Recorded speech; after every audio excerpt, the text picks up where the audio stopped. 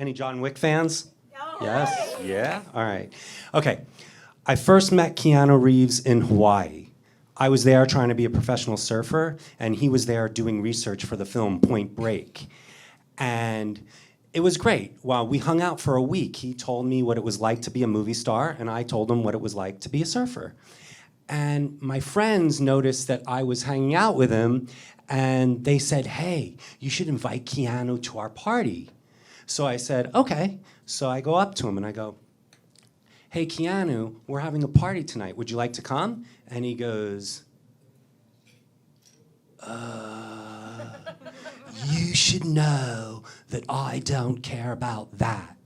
And I was like, okay. And then he goes, but do you think you could get me some pot?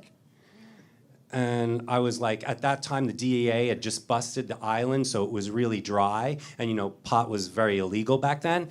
And I was like, it's really hard to get, but I was connected, so I managed to get him a butt or two.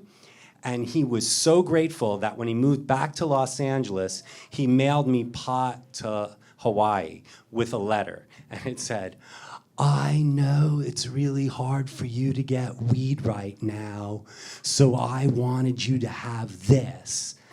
Sign Keanu. And I'm like, whoa, he signed it.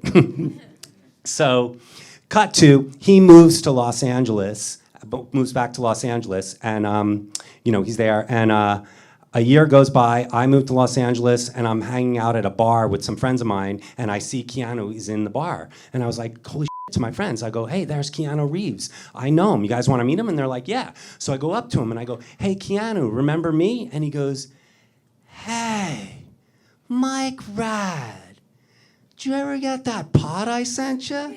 And I was like, yeah, thanks.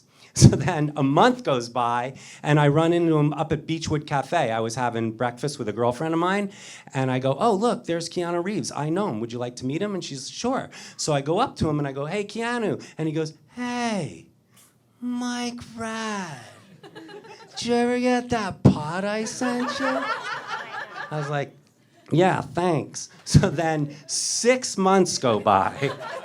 And my parents come to visit, and I take him to a screening of a film, and Keanu's there. And I go, look, Mom and Dad, there's Keanu Reeves. You want to meet him? And my mom's like, oh, Mike, he's a big movie star. He's probably got a lot on his mind. I was like, I think we'll be okay.